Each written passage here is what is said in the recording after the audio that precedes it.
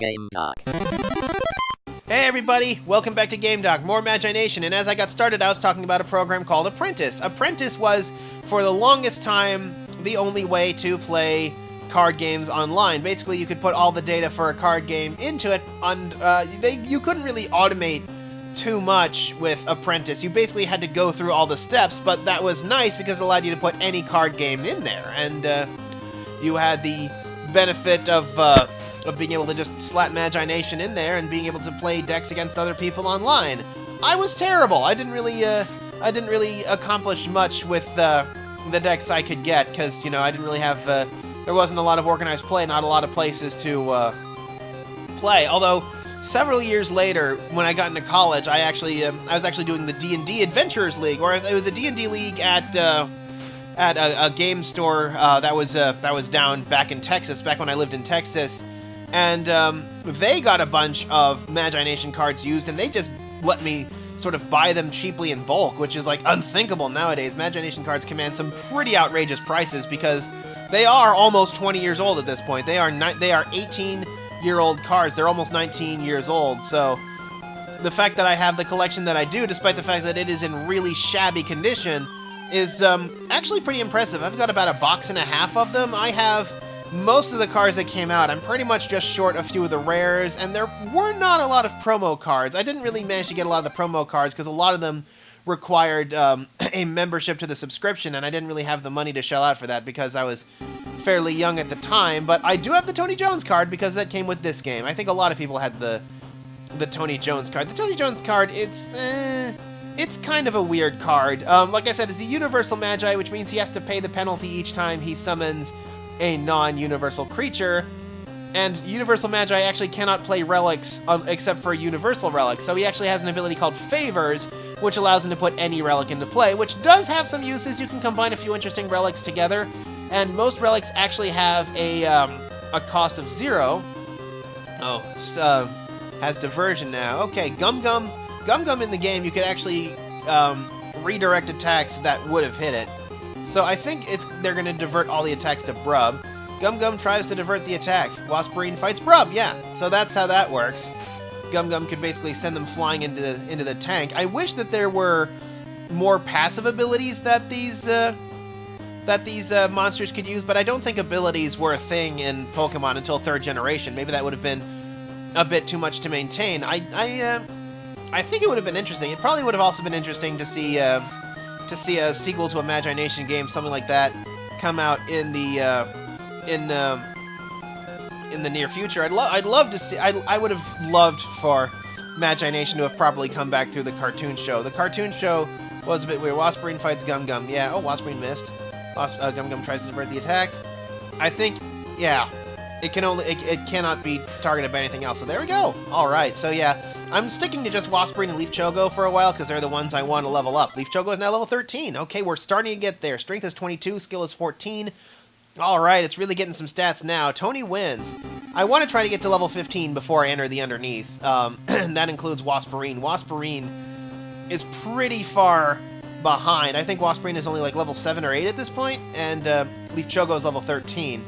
So, and I think they have to stay in play for a full turn to gain experience, and that's why Wasparine wasn't leveling up in the Shadow Geyser. I kind of wish I'd stayed in the Shadow Geyser longer, because since nothing in there can withstand Leaf Chogo's Leaf attack, I could grind a whole lot easier, although I think once Wasparine gets to level 15, it learns the ability Sting.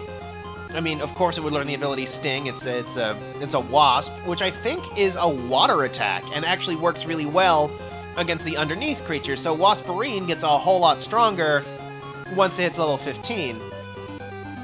I actually don't have the Wasparine card. I'm actually a little ashamed that I don't own the Wasparine card. I have the Rabid Wasparine card, but that's because that's a common, and the regular Wasparine was rare. Although, at the time this game came out, I remember now, it was actually the first time that a lot of these dream creatures saw the light of day, and that's the case with both Wasparine and Leaf Chogo. Their cards actually did not get released until after this game came out, so these were actually a surprise, which I think was actually really cool. It was like a preview into the future. Porky Slime as well had not come out as a as a monster in the card game yet. So the idea that we're seeing this as sort of a preview was actually really cool. There was a lot of care put into the lore of this game.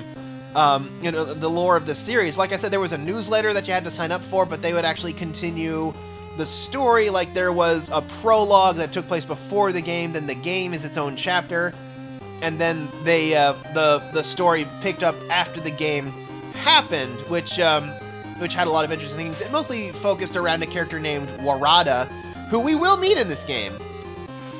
Well, Warada's pretty cool, but oh man, I can't think of another game that gave you this kind of experience where you play the card game and you have all of the characters, and then you buy the video game and you get to meet these characters that you kind of grow to love through the images and the gameplay and all their witty one-liners. I mean, I think Lightseekers tried to do that a little bit, but the Lightseekers game actually came before the card, so it wasn't quite as good. And we also didn't really they also didn't really front load a lot of the characters that you meet in the card game. I don't know what it is about Lightseekers, but a lot of things just didn't quite connect the same way it did with me with Magi-Nation. Maybe it's because I was younger and still had a brain full of wonder. Maybe it was just the quality of the work. Although, when you're younger, you have a lot more time to really get invested in things like lore and things like that, and that was a huge thing that Bionicle did too. They really sort of slowly invited you into the lore. Magi-Nation did a really good job of telling the story using the cards. They didn't limit flavor text to anything, which helped a lot. With a lot of games, you don't really usually get flavor text on anything except vanilla cards, but that didn't used to be the way it was. It used to be that you could get flavor text on any card, which, I think was great. It gave things, it gave cards personality. It gave you sort of an understanding of how these things are supposed to work, and few games wore that better than Magi-Nation. That was one thing that they copied from Magic the Gathering that I think they did really well. But the thing about Magi-Nation is Magic the Gathering had sort of established itself as sort of a more uptight game that didn't really make too many references unless it was a silver border set. But oh no, Magi-Nation, it's pop culture references everywhere. Aqua, the character I was talking about in the last episode, her slogan was actually, "We have powerful friends, you're going to regret this." And that's a line from Star Wars, I believe? Yeah, that's a line from Star Wars. There's a lot of interesting stuff that happens. They have a lot of quotes. They actually have a character named Brog. "We are Brog, resistance is fertile," because he has an ability that benefits from the number of enemies in play. So there's even normally you're limited to 3 Magi in your stack, but you can actually have a set of 4 Magi if you combine the Magi Ba, Weep, Grana, and Ninibom. That sound familiar? I don't think they did a series of characters named Klaatu, Barada, and Nikto, but they would have been the kind of people who would have done something like that. A lot of interesting jokes, a lot of... it had a sense of humor. That's something that I really liked about is that it has a sense of humor. And that's actually, speaking of sense of humor, believe it or not, my favorite Magic the Gathering set was Mercadian Masks. And I know that's blasphemy to a lot of you people out there. Mercadian Masks is widely considered the worst set, but it just had so much character to it, so much of a sense of humor that it was really fun to just look at the cards, collect the cards, and that, I think, is a huge part of what makes a series interesting, is you can sort of piece together the puzzle of what's going on by gathering the cards together. Pokemon does that. There are a few sets of Pokemon cards that tell a story. For example, there is, I think, a set of cards that use Fianna and Empoleon. There is, of course, the Tepig to Embor set that is like a series of family photos, which was really cool. I just love stuff like that. I love things that care about aesthetic. I love things that unfold lore. Like they actually attribute a lot of the quotes in the flavor text to characters that you encounter in the game, in the card game itself. So what it does is they actually expand on the personalities of the characters. Like there's running gags. There's characters who talk. A lot of characters actually have items as well. like, I don't think that happens with things like Lightseekers and stuff, but the idea is that, like, there's the character Strag. Strag you might have heard from the video game, you might have seen him on the flyer, you might have gotten him in a deck. Strag is one of the iconic characters of the series, and you could actually get his goggles, you could get his claws, you could obtain both of those cards in the game, and it just adds to that character. And I think some of the cards that were actually introduced later actually wrote down that they were starting cards for particular Magi, which was really interesting. There were also characters who came across a variety of regions. Like some characters might be corrupted and become core, in which case they become Shadow Magi, which is kind of like the Dark Jedi, like Darth Vader would be sort of that equivalent. Former Jedi becomes Sith.